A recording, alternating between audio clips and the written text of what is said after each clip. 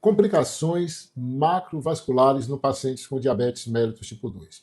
A maioria dos pacientes portadores de diabetes mellitus tipo 2, eles não morrem por causa do açúcar alto.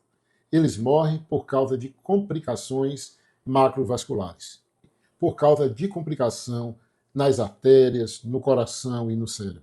Identificar e tratar essas complicações pode salvar muitas vidas. O diabetes mellitus tipo 2 é uma doença metabólica, uma doença inflamatória.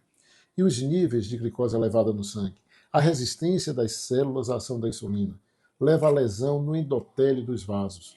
E isso facilita a formação de placas de aterosclerose, placa de gordura nos vasos, nas artérias, que pode levar tanto à doença nas artérias coronárias, nas artérias cerebrais, nas artérias dos membros inferiores e outros locais do corpo. Esse processo de doença dessas grandes artérias, seja no coração, seja no cérebro, seja nos membros inferiores, são chamados lesões macrovasculares. Quando essas lesões acontecem nas artérias do coração, ou seja, nas artérias coronárias, nós chamamos isso de doença arterial coronária. É a mais comum de todas, que pode levar ao infarto, pode levar à morte súbita, e que muitas vezes no paciente diabético não tem os sintomas típicos. Por isso, a importância de, diante de um paciente diabetes mellitus tipo 2, ficar atento a isso e procurar buscar se existe doença nas artérias coronárias ou não. Principalmente se esse paciente diabético já é um paciente diabético de longo tempo. Quando essa doença atinge as artérias carótidas, as artérias cervicais, artérias cerebrais, pode levar ao acidente vascular cerebral. Então, frente a um paciente diabético tipo 2, ficar muito atento a isso. A presença ou não de doença aterosclerótica nas carótidas, nas vertebrais, ou se existe algum sintoma que possa sugerir para a gente uma doença aterosclerótica nos vasos, nas artérias cerebrais.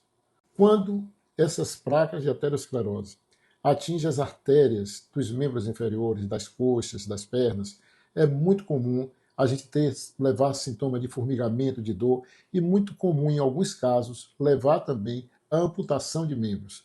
É uma das principais causas de amputação de membros inferiores. E é a principal causa não traumática de amputação de membros inferiores, é o diabetes mellitus tipo 2. Eu acho que você que está assistindo esse vídeo, você conhece alguém diabético que teve um pé, que teve uma perna amputada e teve essa amputação por causa da doença aterosclerótica nas artérias dos membros inferiores, que é uma lesão macrovascular. É muito importante também, no paciente com diabetes mellitus tipo 2, ficar atento à presença ou não de doença aterosclerótica nos membros inferiores. O paciente diabético tipo 2, ele tem um estado de glicotoxicidade, de estresse oxidativo aumentado, de inflamação aumentada.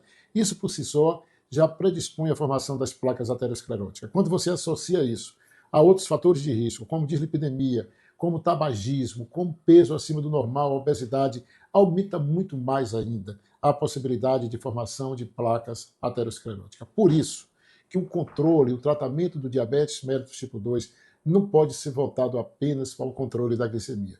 É necessário que seja voltado ao controle do risco cardiorrenal, do risco e da proteção cardiovascular.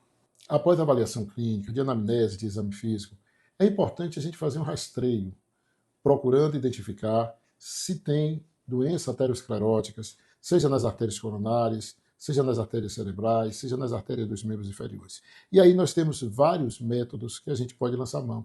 No caso das artérias coronárias, desde o exame do eletrosimples, ao exame de esforço, ao score de cálcio, a angiotomografia das artérias coronárias e até, em alguns casos, com alta probabilidade, a realização de coronariografia. O exame ultrassom Doppler, das carótidas, das vertebrais, das artérias de membros inferiores, a triagem através de exames de laboratório, para a gente identificar os níveis de colesterol, os níveis de lipídios no sangue, é muito importante no tratamento, no acompanhamento do paciente com diabetes mellitus tipo 2. Nós temos metas muito claras e muito definidas dos níveis de colesterol no sangue. Qual é a nossa meta? Qual é o nosso objetivo do colesterol total, do LDL colesterol, da ApoB, se for o caso, naquele paciente que está ali em nossa frente, a gente perseguir isso. Da busca do rastreio renal, da relação albumina-creatinina, da taxa de filtração glomerular, para ver se já existe uma doença renal instalada. Então, isso é muito importante no paciente diabético tipo 2. Aquele paciente diabético tipo 2 que já apresenta uma doença renal instalada, ele vai ter uma probabilidade muito maior também de ter complicações macrovasculares. O mais importante de tudo, e a mensagem mais importante, é que nós precisamos, diante de um paciente com diabetes mellitus tipo 2, muito mais do que controle dos níveis de glicemia. A gente precisa ter metas muito claras em relação à pressão arterial, ao colesterol, ao peso, à composição corporal, a avaliar o nível de inflamação daquele paciente que está em nossa frente.